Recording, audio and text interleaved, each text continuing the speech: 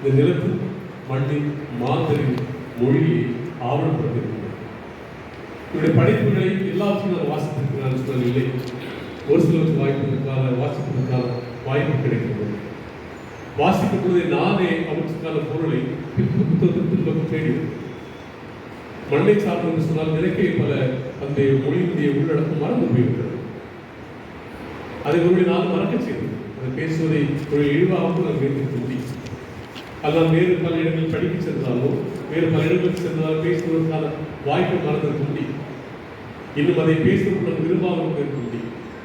குற்றம் என்னுடைய நான் யாரையும் பிழை கொடுக்கிறது. அந்த வகையில் அவற்றில் ஒரு சிறு விழிப்புணர்வு இல்லாமல் இவற்றை ஒரு சிறு கதையாக வெளிப்படுத்து அவற்றை வெளிப்படுத்துவதற்கு பார்வையை பார்க்கும்போது அவர் புகழாமல் இருக்கிறது. அவருக்கு இவருக்கு எந்த தொடர்பும் இல்லை. அவர் மீது அபரிமிதமான மதிப்பு மரியாதை எனக்கு மறைமுகமாக இருக்கிறது. நானும் அவரும் இணைந்து இயங்குவதற்கான தளங்கள் உருவானதில்லை. தூரமாக இருந்த இவற்றை ரசித்திருக்கிறோம்.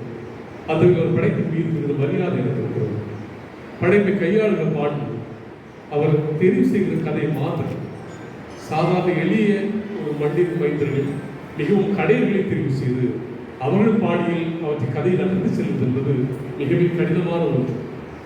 பல்வேறு வாசிக்காமல் கூட செல்ல முடியும். ஆனால் தான் நூலை விற்பதை பற்றி கவலைப்படாமல் ஆவணப்படுத்த வேண்டும் என்கின்ற சமூக பொறுப்பு இருக்கிறது அல்லவா, அதற்காகவே நான் அவருக்கு மரியாதை வைத்திருக்கிறேன். ஒட்டுமொத்த இன்றைய படைப்புகளுடைய தொகுப்பை ஒரே வகையில் ஒரு வார்த்தையில் பொறித்துவிட முடியும். சமூக அக்கறை, மண் மீதான அக்கறை. இதை தவிர்த்து என்ன அவருக்கு இருக்க முடியும்? என்ன சம்பாதிக்க போகிறார்? படைப்பு மூலமாக ஞானபீடம் கொடுக்க போகிறார்களா? சாகித்ய அகாடமி கொடுக்க போகிறார்களா? ஒரு விலை கொடுக்கலாம். தற்சமயம் இருப்பதற்கு வாய்ப்பு. எளிய மண்ணின் மாதிரிகளுக்கு யாருமே அடையாளப்படுத்துவதில்லை. நாமே செய்வதில்லை. எப்படி மேல் இருப்பவர்கள் இடையில் நூல் போட்டவர்கள் செய்ய போகிறார்?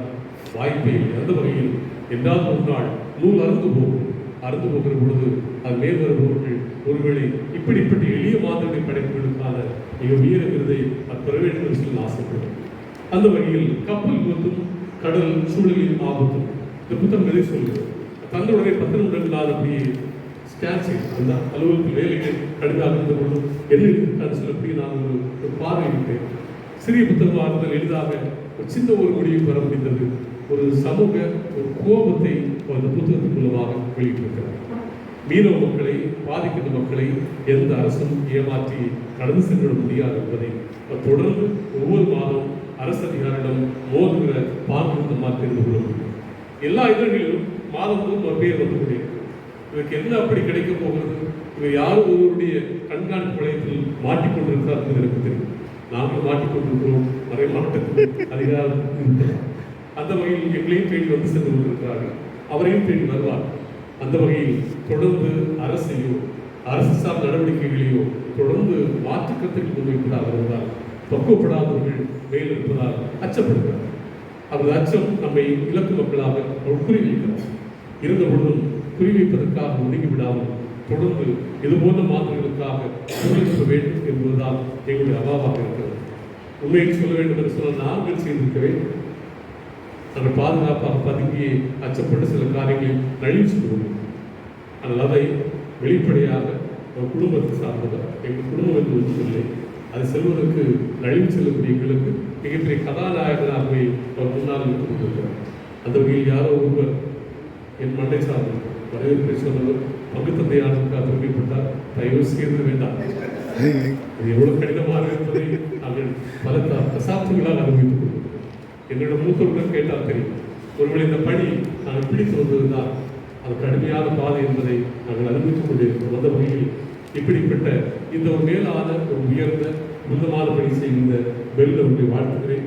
நிறைய விபத்துகள் நம் கண்களில் ஒரு செய்தியாக மட்டுமே கடந்து செல்வோம்.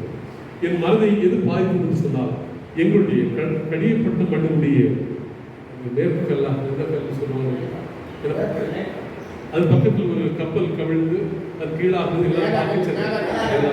எல்லாம் சொல்லுங்க. நான் அந்த அளவுக்குள்ள கடலுக்குள்ள போகிறது எனக்கு தெரியாது. அந்த கடற்கரை பிறகு நான் அன்றைக்கு பறந்து கொண்டது பெரிய அளவுக்கு உள்ளே சென்ற பழக்கம் எனக்கு இல்லை.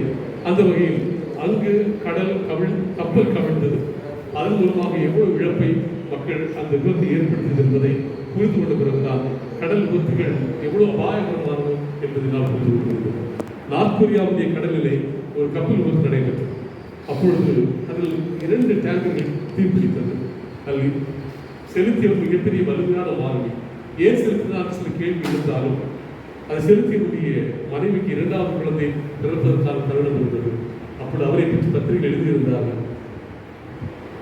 கொஞ்சம் பொறுத்திருந்தால் குழந்தையை பார்த்துட்டா சென்றிருக்கலாம் என்று சொல்லியிருந்தார். இந்த இழப்புகளுக்கு இழப்பீடு கிடைத்திருக்கும். ஆனால் இந்த குழந்தையுடைய தகப்பன் யார் கொடுப்பார் என்ற கேள்வி பத்திரிகையாளர் கேட்டார். அந்த வரி என் மனதை வெகுவாக முக்கியம். இந்த இழப்பு என்பது கடுமையாக தனிப்பட்டவர்களுக்கும் சமூகத்துக்கும் மாபெரும் கடல், காக்க வேண்டிய கடல். நமக்கெல்லாம் தெரியும் ஹோர்முஸ் எவ்வளவு முக்கியமான நீரிடை என்பதை நாம் உணர்ந்து கொண்டிருக்கிறோம், உலகம் உணர்கிறது. இதுவரைக்கும் அதை பற்றி கவலைப்பட்டதே இல்லை. இப்படி ஒரு பேர் நமக்கு காதில் விழவும் செய்யவில்லை. ஆனால் ஒரு சிறிய ஒரு நீரிடை இவ்வளவு பொருளாதார வலிமை பெற்றதா என்பதை ஈரான் இந்த உலகம் உணர்ந்து சொல்லிக் கொண்டே இருக்கிறது. கடல் வலிமையானது என்பதையும் கடல் போக்குவரத்து மாபெரும் பொருளாதாரத்தினுடைய தந்தை என்பதையும் மீண்டும் மீண்டும் கடல் சொல்லிக் கொண்டு கொண்டிருக்கிறது. மாணவர்கள் நாம் தான் மறந்து கொண்டிருக்கிறோம். அந்த வகையில் வெறும் சமூக அக்கறை பாராட்டுகிறேன். தொடர்ந்து வெள்ளிக்கிழமையில் ஒவ்வொரு திங்களுமே நீங்கள் புத்தகத்தை வெளியிடுங்கள். நாங்கள் காத்திருக்கிறோம். நன்றி.